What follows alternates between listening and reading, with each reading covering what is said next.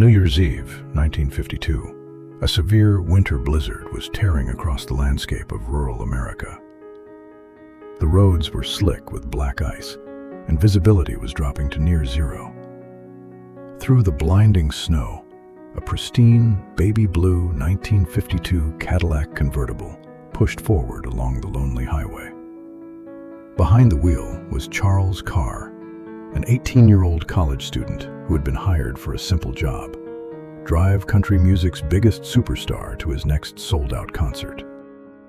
In the back seat, wrapped in an overcoat and slumped beneath a blanket, lay Hank Williams. He was the most successful singer-songwriter in the nation, a poetic genius who had rewritten the rules of American music. But on this frozen night, Hank was silent. As the teenager drove through the darkness, occasionally checking the rearview mirror, he believed the legend was simply sleeping off the exhaustion of the road. He had no idea that he was driving a corpse. Hank Williams was only 29 years old, but his heart had already stopped beating. The story of Hank Williams' final ride is not just a tragic footnote in music history. It is a haunting, gothic mystery filled with physical agony, betrayal, a mysterious doctor, and a chilling series of premonitions that predicted his end. To truly understand how Hank Williams ended up dying in the back of a Cadillac at 29, we have to look at the immense burden he carried throughout his short life. Born with spina bifida occulta, a painful congenital spinal defect, Hank lived every single day in excruciating physical torment. In the 1940s and 50s, medical options for chronic back pain were primitive and dangerous.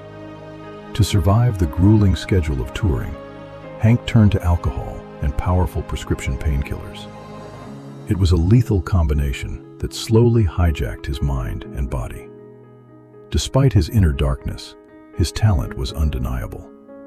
He brought a raw, bleeding honesty to country music that no one had ever heard before. Songs like "I'm So Lonesome I Could Cry" and "Your Cheatin' Heart" weren't just clever lyrics. They were direct transmissions from a broken soul. He became a godlike figure to millions of fans. But the music industry was a relentless machine. The higher his stars rose, the deeper he sank into addiction. By 1952, his erratic behavior became too much for the establishment. The Grand Ole Opry, the holy grail of country music, fired him. His marriage crumbled, his health plummeted, and he was banned from the very stages he helped build. He was a man running out of time, and he knew it. This brings us to the fateful final days of December 1952. Hank was scheduled to play two massive New Year's shows in Charleston and Canton, Ohio. These concerts were supposed to be his grand comeback, his chance to prove to the world that he was still the king. But a massive winter storm grounded all commercial flights out of Montgomery, Alabama. Determined to make the shows, Hank hired young Charles Carr to drive his brand new Cadillac north through the storm. The journey was doomed from the start. Hank was already in terrible shape, shaking and weak from a mix of alcohol withdrawal and spinal pain.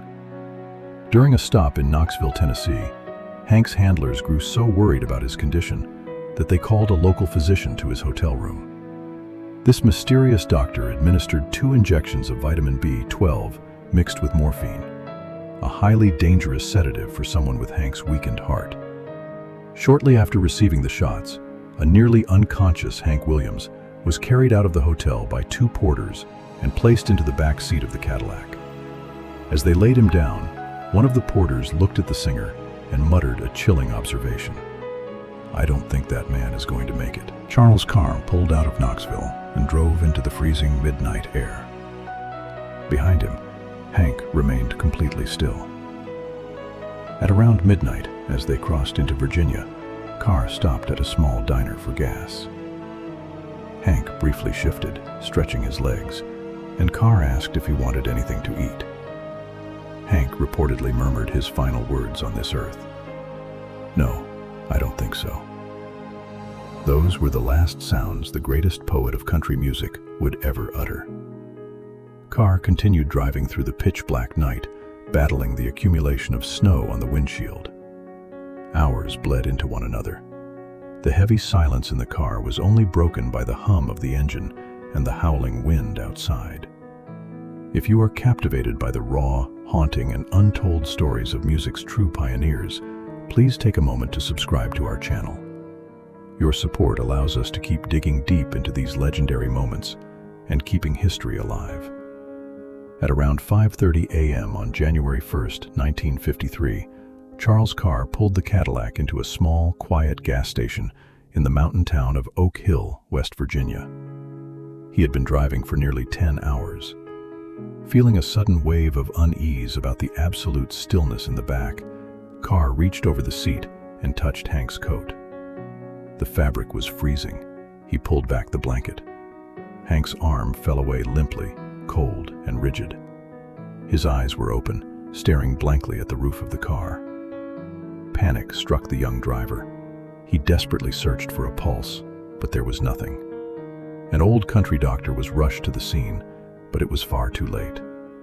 Hank Williams had been dead for hours, likely dying somewhere along the dark highways of Virginia, while his young driver listened to the radio in the front seat. When the police searched the back seat and Hank's personal belongings, they uncovered a series of details that elevated the tragedy into something truly mythic. In the glove compartment and scattered on the floorboards were empty bottles of alcohol and prescription pill containers. But it was what they found in Hank's pockets that left the investigators speechless. Inside his coat pocket was a folded piece of paper containing handwritten, unreleased lyrics for a song he was working on. The words described a man facing his own judgment day, staring down the barrel of eternity. Even more eerie was the song that was currently sitting at #1 on the country music charts at the exact moment of his death. It was a song Hank had recorded just a few months prior, titled, "I'll Never Get Out of This World Alive." The irony was terrifying. The man who had sung about his inability to survive the world had literally proven himself right in the back seat of a luxury car. The news of Hank Williams' death sent shockwaves through the United States. He was country music's first true superstar, and his sudden demise at 29 felt impossible. Over 25,000 devastated fans flooded his funeral in Montgomery, turning it into the largest gathering in the history of the city. Musicians wept openly on stage, and the air was thick with the sound of his songs being sung by a grieving nation. The official autopsy ruled the cause of death as insufficiency of the right ventricle of the heart, brought on by a lethal combination of alcohol, morphine, and chloral hydrate. But those who knew Hank knew the truth was much simpler. He had died of a broken heart, worn down by constant physical pain, intense loneliness, and the relentless pressure of a schizoid lifestyle that demanded he be a god on stage and a human off it.